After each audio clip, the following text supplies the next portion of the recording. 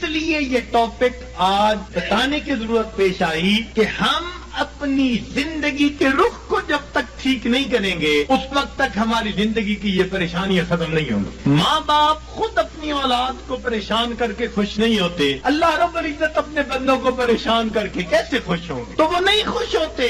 اس لیے فرمایا ما یفعل اللہ بعذابکم ان شکرتم وآمنتم. اگر تم ایمان لاتے, شکر کرتے, اللہ تعالیٰ کو تمہیں عذاب دے کے کیا کہا تھا, اللہ تعالیٰ کیا کرتا تمہیں عذاب دے کے, وہ کیوں عذاب دیتا؟ تو اللہ تعالیٰ خوش نہیں ہوتے, وہ نہیں چاہتے کہ بھوکے ننگے رہے بندے, پریشان رہے بندے. یاد رکھیے اللہ رب العزت نے اپنے بندوں کو عذاب کے لیے پیدا نہیں کیا, اپنے بندوں کو ثواب کے لیے پیدا کیا ہے. کیوں؟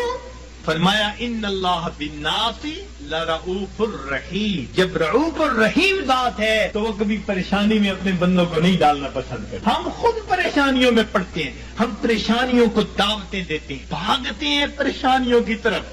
اس طرح سے اپنے رب کے حکموں کو توڑ کے اپنے محبوب کی سنتوں کو چھوڑ کے. کون سا گھر ہے آج بتائیے تو صحیح کہ جہاں نبی علیہ الصلوۃ والسلام کی سنتوں کو ذبح نہیں کیا جاتا؟ الا ماشاء اللہ. نیکوں کے گھرانوں میں بھی کوئی نہ کوئی فرد ایسا ہوتا ہے جو من مرضی کا مالک, نہیں حکم چلتا دوسرے کا, نہیں اختیار کسی کا. آج ہمارے گھر, گلی کوچے, بازار نبی علیہ الصلوۃ والسلام کی سنتوں کی مذبح گاہیں بن چکی. اور پھر ہم کہتے ہیں کہ ہمیں پرسکون زندگی نصیب ہو جائے. رہنا دریا میں مگر مجھ سے بہ, رہنا دنیا میں اور دنیا کے پیدا کرنے والے کو ناراض کر کے, تو کیسے پرسکون زندگی گزاریں گے؟ ایک صاحب آئے بڑی فیکٹریوں کے مینیجر سے, آنسوؤں سے رونے لگے, حضرت میں اتنا پریشان ہوں, میں آپ کو بتا نہیں سکتا, میرا خرچہ پورا نہیں ہوتا. بھئی ہے کتنا؟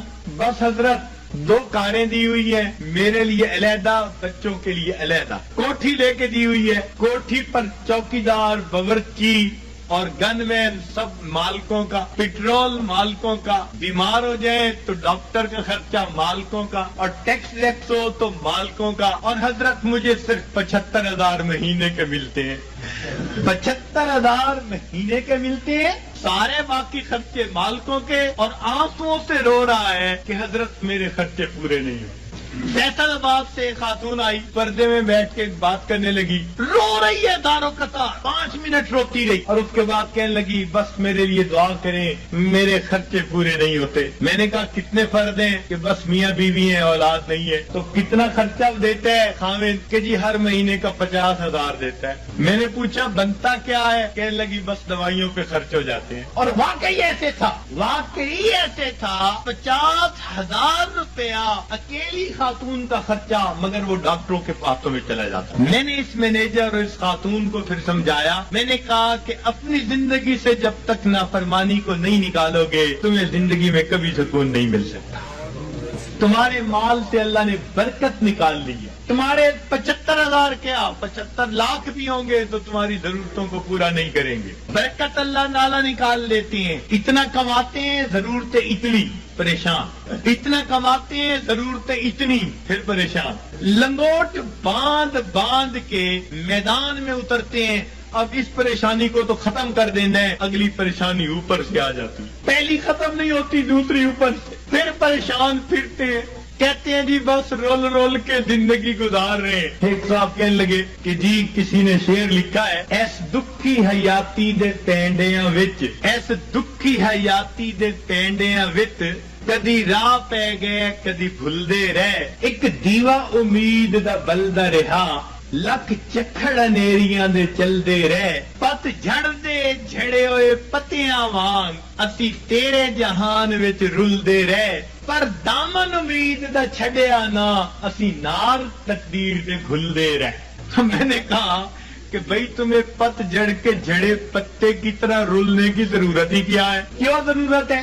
تم اپنے آپ کو پروردگار کے حوالے کرو, وہ تمہیں بے آسرا نہیں فرمائے گا, وہ تمہیں کٹی پتنگ کی طرح نہیں رکھے گا, جھڑے ہوئے پتے کی طرح رولنا نہیں پڑے گا, گھلنا نہیں پڑے گا تقدیر سے.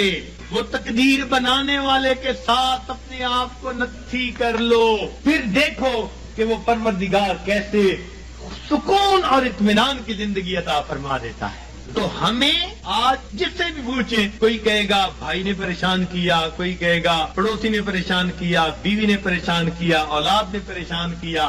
ہمیں کسی نے پریشان نہیں کیا، ہمیں ہمارے گناہوں نے پریشان کیا ہوا ہے. ہمیں ہمارے نفس نے پریشان کیا ہوا ہے، ہمیں شیطان نے پریشان کیا ہوا ہے.